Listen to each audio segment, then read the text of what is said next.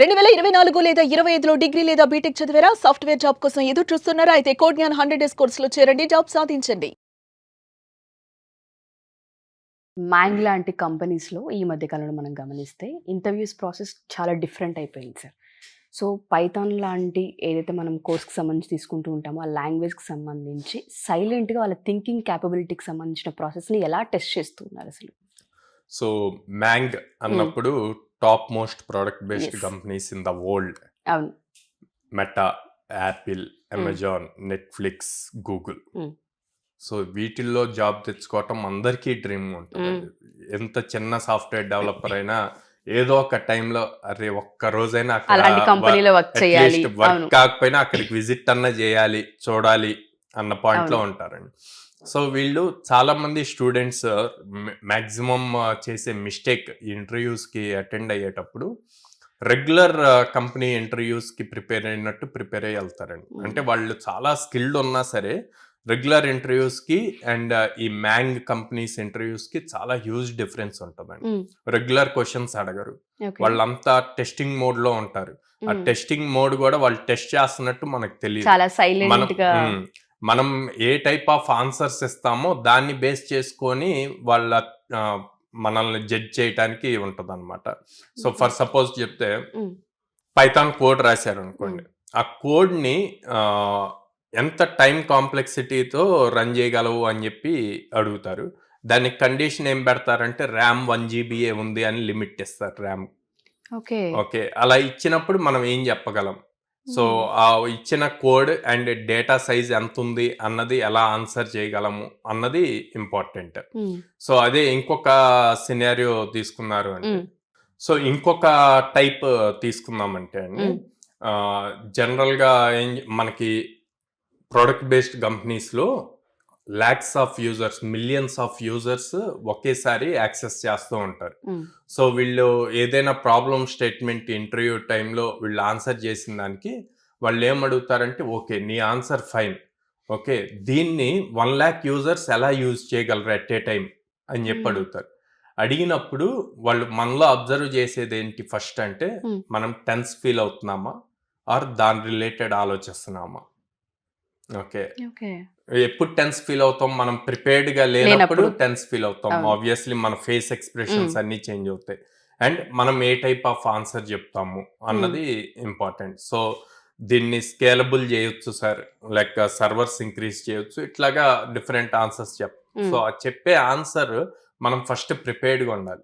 So అందుకే regular company interviews కి వెళ్ళినట్టు కాకుండా వీటికి సపరేట్ గా ప్రిపేర్ అయ్యి వెళ్ళాలన్నమాట. ఎందుకు అంటే వాళ్ళు డీల్ చేసే ప్రతి product millions of users at a time use చేస్తారు. అంటే స్కేలబిలిటీ ఎక్కువ ఉండాలి. ఆ స్కేలబిలిటీ రిలేటెడ్ క్వశ్చన్స్ ఎక్కువగా అడుగుతారు అనమాట.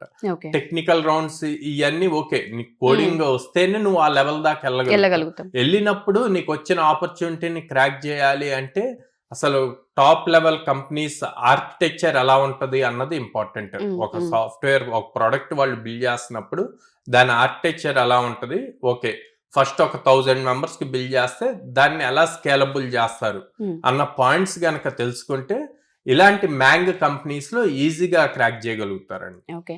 సో మీరన్నట్టుగానే ఇందాక ఏ విధంగా అయితే చెప్పారో, చాలా మందికి ఇటువంటి కంపెనీస్‌లో వర్క్ చేయాలన్న డ్రీమ్ డెఫినెట్‌గా ఉంటుంది. అట్‌లీస్ట్ విజిట్ చేయాలన్న కోరికైనా డెఫినెట్‌గా ఉంటుంది. అలాంటి కంపెనీస్‌లో మనకంటూ ఒక జాబ్‌ని క్రియేట్ చేసుకోవాలనుకుంటే దానికి కావాల్సిన స్కిల్‌ని మనం ఇక్కడ ఏ విధంగా ట్రైన్ చేసే అవకాశం ఉంటుంది అంటారు? డే 1 నుంచి నర్చరింగ్ ఏ విధంగా ఉంటుంది కోడ్ జ్ఞాన్‌లో అంటారు సార్? మనం వచ్చేసి ఏ కంపెనీకైనా అండి ఒకే లెవెల్ ఆఫ్ స్టాండర్డ్ ట్రైనింగ్ ఇస్తాం. ప్రతి స్టూడెంట్ కి లాజికల్ థింకింగ్ ఇంపార్టెంట్. ఓకే, ఆ లాజికల్ థింకింగ్ తో పాటు అప్లికేషన్ ఎంటైర్ బిల్డింగ్ అన్నది చాలా ఇంపార్టెంట్. ఫ్రెషర్ కి ఆ నాలెడ్జ్ చాలా అవసరం. ఇదివరకు అయితే ఏదో ఒకటి నేర్చుకుంటే సరిపోద్ది. అంటే for suppose Python back end Python programming నేర్చుకుంటే జాబ్ వచ్చేది, లేకపోతే ఫ్రంట్ ఎండ్ లో HTML CSS నేర్చుకున్న జాబ్ వచ్చేది. ఇప్పుడు ట్రెండ్ మారింది, టెక్నాలజీ మారిపోయింది. ఇప్పుడు ఏం చూస్తున్నారు, మల్టీ స్కిల్ సెట్ ఎవరికి ఉంది అన్నది చూస్తున్నారు అనమాట. సో ఫుల్ స్టాక్ ప్రోగ్రామ్స్ నేర్చుకోవాలి. ఫుల్ స్టాక్ ప్రోగ్రామ్ లో అప్లికేషన్ ఎలా బిల్డ్ చేయాలి అన్నది నేర్పిస్తున్నాం. దానితో పాటు అప్లికేషన్ ని ఎలా స్కేల్ చేయాలి అన్నది ఇంపార్టెంట్. ఆ స్కేలింగ్ ప్రొసీజర్ రావాలి అంటే DSA important, data Okay. Structures and algorithms అన్నవి Hmm. చాలా ఇంపార్టెంట్. అప్పుడు ఇందాక మనం మాట్లాడినట్టు మ్యాంగ్ కంపెనీస్ కి ఎన్ని ల్యాక్స్ ఆఫ్ యూజర్స్ ఉన్నా సరే ఈ డిఎస్ఏని యూజ్ చేసుకొని దాన్ని ప్రాపర్ స్ట్రక్చర్ లో తీసుకెళ్ళచ్చు. At the same time okay application build చేసాం, Hmm. అల్టిమేట్ గా దాన్ని డిప్లాయ్ చేయాలి, డిప్లాయ్ చేసి అందరికి అవైలబిలిటీలోకి తీసుకురావాలి. సో నెట్వర్కింగ్ రిలేటెడ్ కాన్సెప్ట్స్ కూడా చాలా important. Okay. So basic knowledge అన్నది ఉండాలన్నమాట. ఇవన్నీ కూడా మనం మన 100 days ప్రోగ్రామ్ లో ఇస్తాం. సో అందుకే నేర్పిస్తాం మనం వాళ్ళకి. ప్రతి స్టూడెంట్ ని Hmm. అదర్ ఇన్స్టిట్యూట్స్ లాగా 2 hours 3 hours కాకుండా 6 hours ట్రైన్ చేస్తాం. ఓకే. Yeah. సో ఈ 2026 పాస్డ్ అవుట్ అయ్యి బయటకు వచ్చి చాలా మంది ఈ మ్యాంగ్ లాంటి కంపెనీస్లో ఆపర్చునిటీని పొందాలి అనుకుంటే ఫస్ట్ వాళ్ళు ప్రిపేర్ అవ్వాల్సింది ఏంటి అంటారు? కోడ్ నెలలో జాయిన్ అయ్యే ముందు వాళ్ళు దేనికి ప్రిపేర్ అయ్యి బయటికి రావాలి అంటారు? అంటే మార్కెట్ సిచ్యువేషన్ తెలియాలి అండి. ప్రతి ఒక్కళ్ళకి ఆ డ్రీమ్ ఉంటుంది మ్యాంగ్ కంపెనీస్ లో అవును, జాయిన్ అవును. అవ్వాలి అని చెప్పి. అట్లా అని చెప్పి మన స్కిల్ సెట్ ఏంటి అన్నది కూడా మనకు తెలియాలి. అట్లా కాకుండా నేను ఓన్లీ ఆ ఇంటర్వ్యూస్ కే అటెండ్ అవుతాను అంటే గనక నెంబర్ ఆఫ్ ఆపర్చునిటీస్ మిస్ చాలా అయ్యే తక్కువ అవకాశం ఉంటాయి, మిస్ ఉంటుంది. అవుతాం. అట్లా ఫస్ట్ కెరియర్ స్టార్ట్ అవ్వాలి.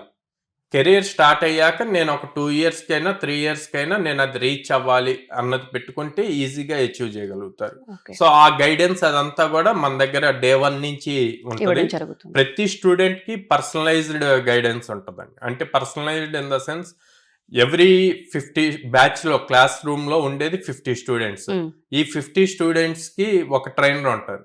ఈ ట్రైనర్ డిపార్ట్మెంట్ కాకుండా మళ్ళీ ఒక ప్రోగ్రామ్ కోఆర్డినేటర్ Hmm. ఉంటారు. Hmm. సో వాళ్ళు ప్రాపర్ గా మొత్తం ప్రోగ్రామ్ అంతా జరుగుతుందా లేదా అన్నది చూస్తారు. ప్లస్ ఎవ్రీ స్టూడెంట్ ఎలా ప్రిపేర్ అవుతున్నారు, ఎగ్జామ్స్ ఎలా అటెంప్ట్ చేస్తున్నారు, వాళ్ళ స్కిల్ సెట్ ఏంటి, ఆ రిపోర్ట్స్ అన్ని కూడా వాళ్ళు మానిటర్ చేస్తూ ఉంటారు.